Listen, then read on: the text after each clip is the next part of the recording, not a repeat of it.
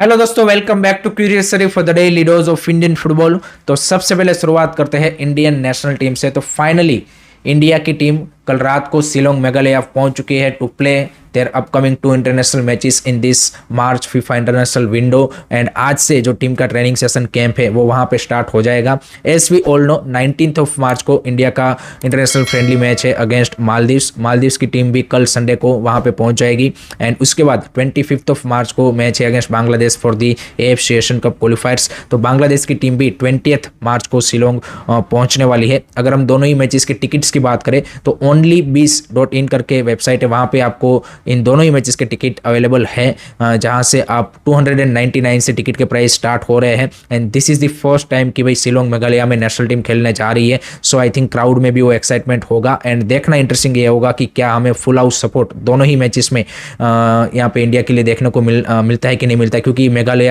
शिलोंग हमने देखा है पास्ट में कि भाई जो फुटबॉल का बेडनेस है वो वहाँ पे काफ़ी ज़्यादा है। सो एक्सपेक्टेशन तो यही है कि भाई क्राउड का सपोर्ट ज़बरदस्त यहाँ पे नेशनल टीम को मिलने वाला है दोनों ही मैचेस के लिए।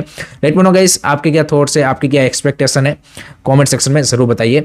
Before moving on to the next update, अगर आपको इंडियन टीम के किसी भी मैचेस का live score up to date with score with stats and everything चाहिए then do check out sofa score application. Link मैंने कमेंट में पिन किया हुआ है, उस लिंक पे जाके आप इस एप्लीकेशन को डाउनलोड कर सकते हैं। एंड वहाँ पे आप all the updates regarding Indian football, I league, ISL किसी भी मैचेस के आप वहाँ पे देख सकते हैं। तो do check out sofa score application.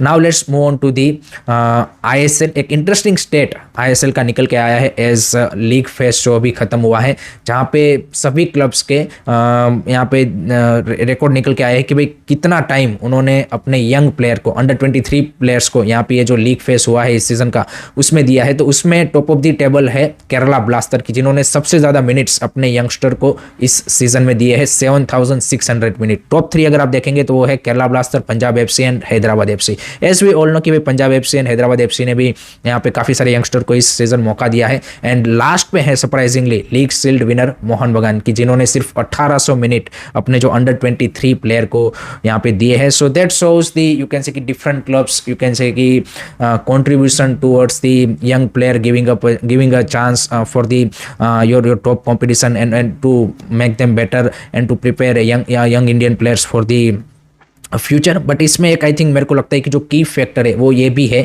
कि भाई एज वी ऑल नो कि जैसे जैसे ISL ग्रो हुआ है, आप देखिए कि अभी आपका 7 to 8 मंथ का सीजन होता है। काफ़ी पिछले 2 सीजन से आप देखिए कि काफ़ी कॉम्पैक्ट और आपका काफ़ी हेक्टिक शेड्यूल होता है। तो अब यहाँ पे ऐसा भी सीन है कि भाई कई क्लबों को यहाँ पे फोर्सफुली भी यंगस्टर को खिलाना पड़ा है कि क्योंकि आपके की प्लेयर जब इंजर्ड हो जाते हैं तो यहाँ पे आपको फिर मौका देना ही पड़ता है आपके अंडर 23 प्लेयर्स को, जबकि पहले ऐसा केस नहीं था। पहले 2-3 महीने का सीजन था तो आपके जो मेन स्टार्टिंग 11 के अगर की प्लेयर, सीनियर प्लेयर है, वो उतने इंजर्ड नहीं होते थे। बट अब ये भी एक काफ़ी इंपॉर्टेंट फैक्टर इन किया है, नो डाउट। काफ़ी क्लबों ने यहाँ पे यंगस्टर के पोटेंशियल और उन सारी चीज़ों के ऊपर भी दिया है, बट ये भी एक आप बोल सकते हैं कि फैक्टर रहा है।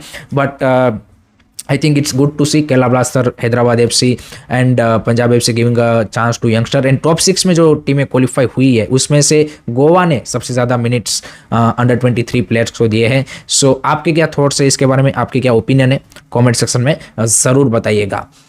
नेक्स्ट उसके बाद बात करनी है POI OCI के बारे में, कि जिसके बारे में काफ़ी सारे फैंस काफ़ी ज़्यादा यहाँ पे एक्साइटेड या फिर काफ़ी ज़्यादा अब एक इंतज़ार में रहती कि भाई क्या इसके रिगार्डिंग कोई डेवलपमेंट हुआ कि नहीं हुआ।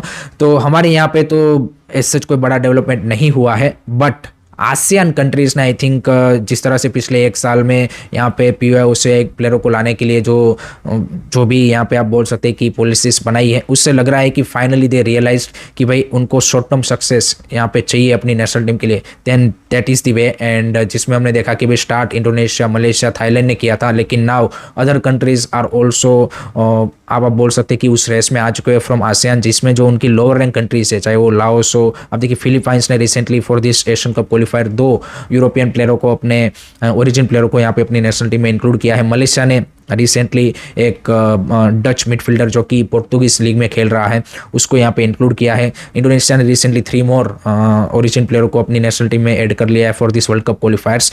तो it's not only about now Indonesia, Malaysia और थाईलैंड, बाकी कंट्रीज, सिंगापुर हो गया, फिलीपाइंस हो गया, लाओस हो गया, कैम्बोडिया हो गया, वियतनाम, एवरी कंट्री जो आसियान के सारे कंट्रीज है, all countries are heading towards the that direction कि भाई नेशनल टीम को इंस्टेंट सक्सेस दिलाने के लिए वी नीड है दैट क्वालिटी प्लेयर्स, एंड उसके लिए ओरिजिन प्लेयर को लेकर आ रहे। कोई कहाँ पे ड्यूअल सिटीजनशिप है तो उसके थ्रू ला रहे हैं, कहीं पे नहीं है तो उन्होंने एक प्रॉपर पाथवे बनाया है कि भाई किस तरह से वो अपनी सिटीजनशिप गिवन अप करके यहाँ पे अपना यू कैन से कि इंडोनेशियन जैसे पासपोर्ट लेके आप नेशनल टीम को रिप्रेजेंट कर पाए। तो डिफरेंट डिफरेंट वेज उन्होंने क्रिएट किए हैं, and this is the short term plan for them. Long term obviously they want to you can say कि develop their player. So I think focus दोनों तरफ उनका है। इंडिया की अगर हम बात करें तो इंडिया में एज सच अभी पीओसीआई के रिगार्डिंग कोई भी मूवमेंट हमें देखने को नहीं मिल रहा है। रिसेंटली यहाँ पे आनंद महिंद्रा जो हमारे one of the big businessman है, उन्होंने एक ट्वीट शेयर किया था जहाँ पे इंडियन ओरिजिन यूएस स्केटर तारा प्रसाद उनका उन्होंने वीडियो शेयर किया, जिन्होंने इंडिया को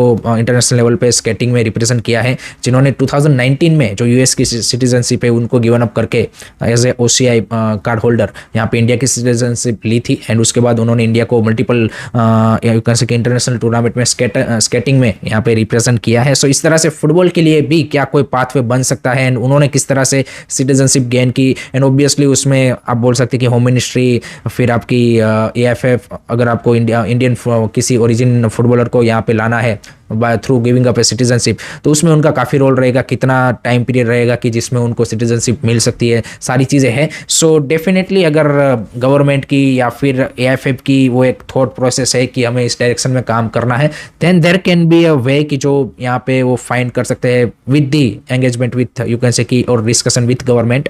बट लेट्स सी आगे क्या होता है। अभी तो एज सच ऐसी कोई मूवमेंट हमें देखने को नहीं मिली है।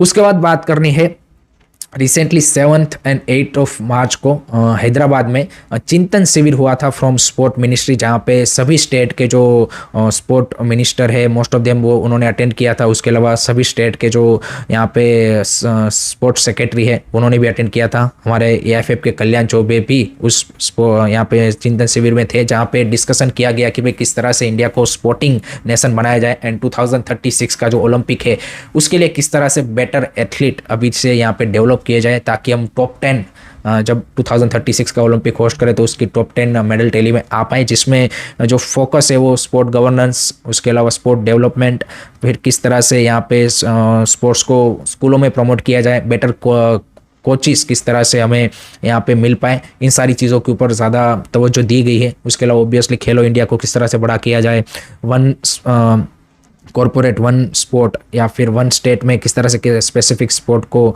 डेवलप किया जाए, इन सारी चीज़ों के ऊपर डिस्कशन हुआ है।